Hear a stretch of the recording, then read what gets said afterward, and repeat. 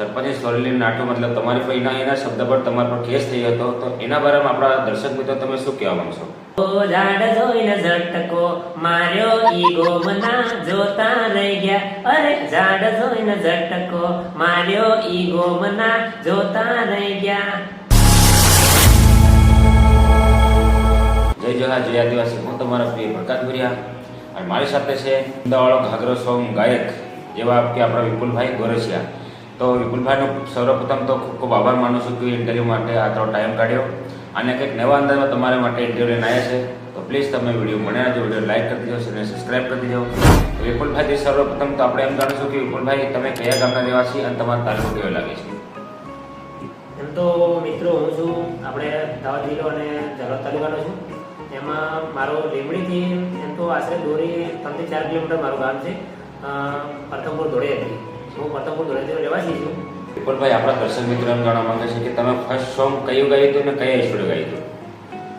આમ તો મારા બહુ સોંગો છે, પણ મેં જે વખતે આપણા બધા સિંગરો ગાતા તે વખતે મને બી મનમાં આશા હતી કે મારે પણ સોંગ બનાવવું છે. તો હું અમદાવાદ હતો, એનામાં મને લાગ્યું કે સોંગ મારે કરવું છે. તો હું અમદાવાદ સાંજખેડા રેકોર્ડિંગ સ્ટુડિયોમાં પહોંચ્યો હતો અવાજ ચેક કરવા માટે. તો મને રેકોર્ડિંગ કર્યા પછી લાગ્યું કે મારો અવાજ થોડો ઘણો પણ માર્કેટમાં ચાલે એવું છે. તો પછી એના પછી મેં પ્રયાસ કર્યો, સખત પ્રયાસ, સિઝનની સિઝન સોંગ નાખતો રહ્યો. એના પછી મારું જોહારમાંથી એક સોંગ બી આવ્યું હતું, સીનું તારી સેલ્ફી રહી ગઈ ફોનમાં. એના સખત મહેનત કર્યા પછી મારું આ માર્કેટમાં બૂમ પડે આવે એવું સોંગ આવ્યું, કુંડાવાળો ઘાઘરો. વિપુલભાઈ આપણા દર્શક મિત્રો એમ જાણવા માંગે છે કે આજે આપણે સરપંચે સોરેલી નાટો મતલબ તમારી પર એના શબ્દ પર તમારા પર કેસ થઈ હતો, તો એના બારામાં આપણા દર્શક મિત્રો તમે શું કહેવા માંગશો? આમ તો અમે સરપંચની સોરી ટાઇટલ રાખ્યું હતું. એટલો મતલબમાં આપણા જે સમાજમાં સોંગો આવે છે એના કારણે મેં ભણાવ્યું હતું અને મનોરંજન માટે ભણાવ્યું હતું. પણ એમાં આપણા સરપંચ સાહેબને એક લાગણી દુખાઈ હતી, એટલા માટે અમે તો સોંગ 7 લાખ શાયરી ને અમે શબ્દ હટાવી દીધા હતા. પણ એ લોકોએ જે ડાઉનલોડ કરે, કોપી કરે, લોકોએ સોંગ અપલોડ કરતા હતા એમના ચેનલ ઉપર સાઈડ, એના પછી અમારા ઉપર વિરોધ થયો હતો. તો વસ્તુ એમાં તો કંઈ ખોટી નથી, પણ હવે ભૂલ થઈ ગઈ તે છતાં બી અને અમે શબ્દ હટાવી દીધા. બીજું તો કશું કહેવું નથી. અને અમે એના બદલામાં અમે ટાઇટલ રાખ્યું હતું કુંડાળો ઘાઘરો, અને એ પણ આજે અમારા સાહેબોને એટલું પસંદ છે. એટલું જ, બીજું કંઈ નથી ગયું. હું એમ જાણવા માંગુ છું કે આપણે જે કુંડાવાળો ઘાઘરો એ સોંગ હતું, તો એનો ગીતકાર કોણ હતો? આમ તો અમારું કુંડાળો ઘાઘરો છે સોંગ છે, આમાં જે અમે 3 ભાઈઓને મહેનત ફૂલ કરેલી છે. આમ તો કુંડાળા ઘાઘરામાં તો અમારે પોતે મહેનત કરી, પણ એમાં અમારા જે સ્ટુડિયોના માલિક રાજાભાઈ ભાગવત જેવા મારા ભાઈ જેવા છે, એમને પણ મને બહુ સપોર્ટ કર્યો. અને ઉપરથી અમારા સોંગ જે કુંડાળો ઘાઘરો એમાં દરેક ટાઇટલો છે, એમાં અમારા 3 ભાઈઓને મહેનત છે. એમ તો અમારા જીગરભાઈ ડામોર સિંગર કરે છે, એમને પણ મને સપોર્ટ છે. અમને અમારા રાજાભાઈ સ્ટુડિયો પણ એમને બહુ સપોર્ટ મને કર્યો અને મારે બી એમાં બહુ મહેનત કરેલી છે. વિપુલભાઈ આમ તો આપણા આદિવાસી ક્ષેત્રમાં અક્ષર એવું હોતો હોય છે કે જ્યાં સુધી આપણે કઈ બી ચીજમાં કામયાબ નહીં થઈએ ત્યાં સુધી આપણે એડ સાઈડની પબ્લિક આપણા બારામાં શું વિચાર રાખતી હોય? આમ તો કહેવા જઈએ ને તો મિત્રો કે આપણા જે બીજા તો ને પણ આપણા આજુબાજુના ઘરના ગામના એમ તો કે તમે શું કરો છો, ખાલી ખોટા કેમ નાટક કરો છો, પૈસા કેમ બગાડો છો, એમ બહુ લોકો તાના મારે. બીજાના લોકો બીજા સિંગરનો સોંગ બીજામાં વાગે એટલે લોકો એમ જ કે તમારું નહીં ચાલતું. આમ પણ વસ્તુ આમાં એવું છે કે ભાઈ સફળતા તો જલ્દી મળી નહીં જાય, જેવા ફળ એવા કર્મ મળે. તો અમે લોકોના વાતો પર ધ્યાન નહીં આપ્યું, પણ અમારી મહેનત લગાતાર અમે કરતા રહ્યા અને એના પછી અમે આજે આ પદ ઉપર ઊભા છે. આજે અમે સફળ થઈ ગયા છે. વિપુલભાઈ આપણા દર્શક મિત્રો એમ જાણવા માંગે છે કે આપણે કુંડાવાળો ઘાઘરો એમ કે તમારું સોંગ વાયરલ થયું બરાબર, એની પહેલાં કોઈ તમારું મિલિયન પર સોંગ ગયું હતું? હા, એમ તો મારા બહુ સોંગ હતા, પણ એમાં મારું એક સોંગ પણ મિલિયન ક્રોસ થઈ ગયેલું. એમાં મારા ચાહકોએ બહુ સપોર્ટ આપ્યો હતો અને એ લાઈને તમને એ સોંગની 2 લીટી પર સંભળાવું. એમાં મારે સોંગ વાયરલ થયેલું, ઇન્સ્ટાગ્રામમાં બૂમ પડાયેલી.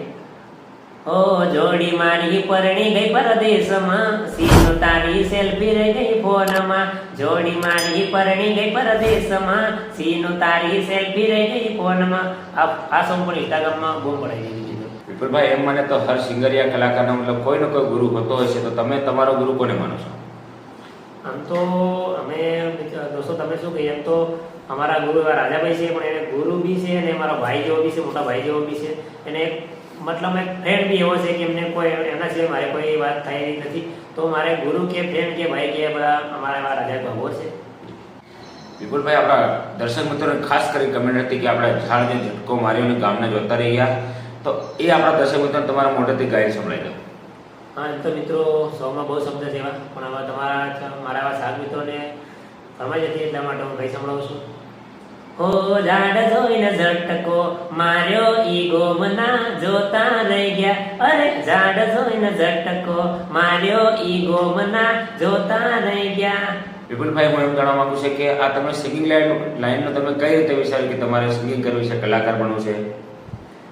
તો મિત્રો જ્યારે હું નાનો હતો ત્યારે વસ્તુ એમાં કે આપણા તે વખતના અમુક આજુબાજુના કલાકાર હતો એ સીડી બનાવતા હતા અને બધું તે વખતમાં ખાસા યુટ્યુબ ઓનલાઈન તે વખતમાં મારું સપનું હતું કે આ બધા કલાકારો કેસેટ બનાવે છે.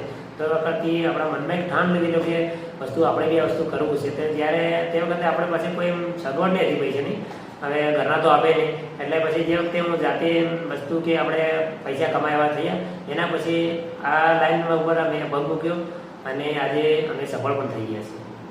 વિપુલભાઈ, આમ માને તો આપણા માતા પિતા તો આપણને સપોર્ટ કરતા જ હોય, પણ તમને તમારી સિંગિંગ લાઈનમાં તમને તમારી ફેમિલીમાં કોણ કોણ સપોર્ટ કરે છે? આમ તો ઘરમાં છે મમ્મી પપ્પા પણ, મોટા ભાઈ છે, નાના ભાઈ છે, બધા છે, પણ આમ તો મને બધા સપોર્ટ બહુ કરે છે.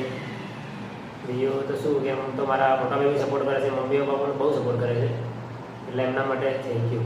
વિપુલભાઈ, આપણા દર્શક મિત્રોને જરા ખુશ કરવા માટે આપણે જે ફૂંદાવાળો ઘાઘરોની સોંગમાંથી તમને ખાવ લાગતો હોય આપણે દર્શક મિત્રોને ગાઈ સંભળાવી દો. તો સોંગ મિત્રો બહુ સારા છે બધા, પણ એમના મારે જે મારું ફેવરેટ સોંગ છે એના માટે અને મારા સાવકોને પણ એ બહુ ગમે છે, એ તમને કહી સંભળાવો. ઓ અમદાવાદ જઈને સોરી કડિયા કામ કરહું, રૂપિયા ભેગા કરી દાવો આલી રે દેહો, આલી રે દેહો. અને મિત્રો એક તમે અવાજ તમે સાંભળી વિપુલભાઈની, જે સોંગ આપણે ફૂંદાવાળો ઘાઘરો જે આપણે ડીજે પર વાગે, જે રિયલ અવાજ સોંગમાં વાગે ને એમ અત્યારે પણ હું બેઠો સાંભળું છું ને અત્યારે મન બી હેવીને એવી અવાજ લાગે છે. અને સ્ટુડિયોમાં તો કંઈ વધારે મતલબ હારફેર કર્યો નથી, તો મેં તો તમે સમજી શકો છો. એમ માને તો આપણા શાક મિત્રો ભગવાન રીતે જણાતા હોય છે, તો આપણા શાક મિત્રો માટે તમને જોઈ રહ્યા છો, તમને એમના માટે શું સંદેશ કહેવા માંગશો? એમ તો મારા શાક મિત્રોને મારા બે હાથ જોડે થેન્ક યુ, કેમ કે મને આજે આ શોમાં એટલો સપોર્ટ કર્યો છે. તો મારા તમામ શાક મિત્રોને મારે જણાવવાનું છે કે મારા દર સિઝન મારી ટીમલી આવતી રહેશે અને આ ટીમલીમાં મને મિત્રો તમે સપોર્ટ કરો એવી રીતે મને દરેક ટીમલીમાં સપોર્ટ કરજો. બીજું કંઈ નહીં કેવું, જય જવાહર મિત્રો, જય આદિવાસી. અને આ બીજી એક ખાસ વાત છે કે આપણા પ્રકાશભાઈ ભુરિયા ઠેઠ વર્જર ગામથી ઠેઠ અહીંયા આગળ અમારા ઇન્ટરવ્યૂ લેવા આવ્યા છે. તો મિત્રો તમે એમની ચેનલને સબસ્ક્રાઈબ કરી દેજો અને એક લાઇક કરી દેજો અને એક વિડીયોને પ્યારીથી કોમેન્ટ કરી દેજો અને એમની ચેનલને સબસ્ક્રાઈબ રાખજો, કેમ કે એમને નવા કલાકારોને ઇન્ટરવ્યૂ તમને જોવા મળશે. બીજું તો કંઈ નહીં કેવું, જય જવાહર, જય આદિવાસી.